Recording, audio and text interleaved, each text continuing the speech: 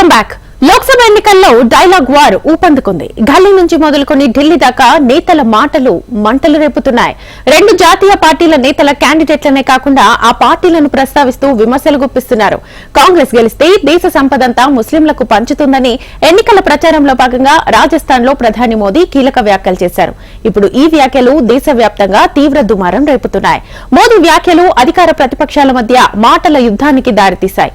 ఈ నేపథ్యంలోనే ప్రధాని మోదీపై కేంద్ర ఎన్నికల సంఘానికి కాంగ్రెస్ ఫిర్యాదు చేసింది. రాజస్థాన్లోని జాలోర్లో ఎన్నికల ప్రచారంలో పాల్గొన్న ప్రధాని మోదీ చేసిన వ్యాఖ్యలు అభ్యంతరకరంగా ఉన్నాయని, అవి ఆయన హోదాకు తగవని కాంగ్రెస్ ఆరోపిస్తూ ఆ పార్టీ సీనియర్ నేతలు అభినేష్ మను సింఘ్వి, గురుదీప్ పప్పల్ ఈసీ అధికారులకు ఫిర్యాదు చేశారు. అలాంటి వ్యాఖ్యలను అన్ని పార్టీలు ఖండించాల్సిన అవసరం ఉందని కాంగ్రెస్ అభిప్రాయపడింది. ఎన్నికల వేళ మరోసారి ఇలాంటి వివాదాస్పద వ్యాఖ్యలు చేయకుండా మోదీకి సూచనలు చేయాలని ఈసీని కోరారు. బీజేపీ తన ప్రకటనల్లో పదే పదే మతపరమైన విషయాల ప్రస్తావన, దూరదర్శన్ లోగోను కాషాయ రంగులోకి మార్చడం, ఎన్నికల సమయంలో యూజీసీ తాజా నియామకాలపై కూడా కాంగ్రెస్ తన ఫిర్యాదులో పేర్కొంది. దీనిని కొనసాగిస్తూ దేశం నిరుద్యోగం, ద్రవ్యోల్బణం గరిష్ట స్థాయిలో ఉన్నాయి. ప్రధాని మాత్రం అంత బాగున్నట్టుగా మాట్లాడుతున్నారని, అబద్దాల వ్యాపారం ముగింపు దశకు దగ్గరపడిందని కాంగ్రెస్ అగ్రనేత రాహుల్ గాంధీ ట్విట్టర్ వేదికగా పోస్ట్ చేశారు. నిరుద్యోగం, ద్రవ్యోల్బణంపై కాంగ్రెస్ రూపొందించిన తాజా ప్రకటనను పోస్టుకు జత చేశారు. कहीं पे भी अगर इस तरह का कोई शब्द, कोई वाक्य, कोई पैरा अगर आपको मैनिफेस्टो में मिले तब हम जवाब देने को जिम्मेदार हो सकते हैं, लेकिन जो चीज है ही नहीं, वो अफसाना जिस पे पूरा शोर मचाया गया वो तो है ही नहीं।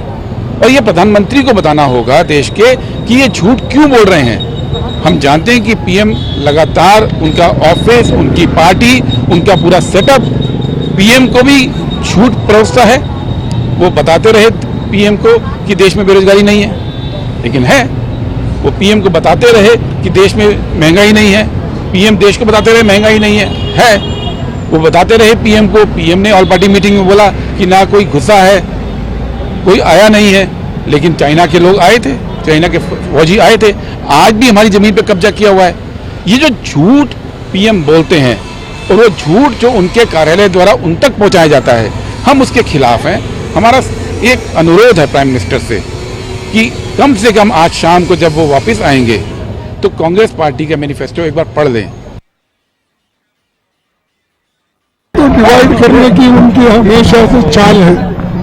ऐसा कौन, किसके पास हिम्मत है? अरे यहाँ तो देश को आप कैसा आगे लेंगे वो इम्पोर्टेंट है। वो छोड़कर आप हिंदू मुसलमान, शेड्यूल कास्ट, बैकवर्ड, ये सारी चीजें हर जगह आप जो कर रहे हैं ये वोटों के लिए कर रहे हैं, देश के हित के लिए नहीं।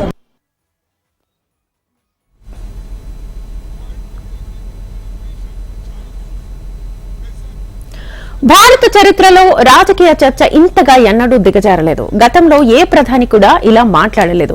ఏళ్ల తరబడి భారత్ లో నివసిస్తున్న మైనార్టీలు చొరబాటుదారులా ఇలా మాట్లాడే సంస్కృతి ఆర్ఎస్ఎస్ కూడా కాదు. దేశ ప్రజలకు మోదీ క్షమాపణ చెప్పాలి, దేశంలోని మేధావులు మోదీ వ్యాఖ్యలపై స్పందించాలని ఎన్నికల సంఘం నోటీసులు ఇవ్వాలని కాంగ్రెస్ రాజ్యసభ సభ్యుడు కపిల్ సిబాల్ డిమాండ్ చేశారు.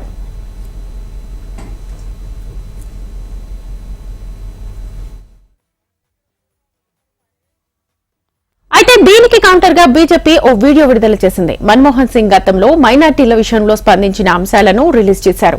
మైనార్టీలు, ముఖ్యంగా ముస్లింలకు అభివృద్ది ఫలాలు సమానంగా అందేలా వారికి సాధికారత కల్పిస్తూ మేం వినూత్న ప్రణాళికలు తీసుకురాబోతున్నాం, దేశంలోని వనరులపై వారికే తొలి హక్కు ఉండాలి అని మన్మోహన్ ఆ వీడియోలో చెప్పారు. అయితే దీనిపై అప్పట్లోనూ వివాదం చెలరేగడంతో వనరులపై తొలి హక్కు అనే మాటను ఎస్సీ, ఎస్టీలు, ఓబీసీలు, మైనార్టీలు, మహిళలు, చిన్నారులందరినీ ఉద్దేశించి తాను చెప్పినట్లుగా మన్మోహన్ సైతం వివరణ ఇచ్చిన ఉదంతాన్ని బీజేపీ ప్రస్తావించింది.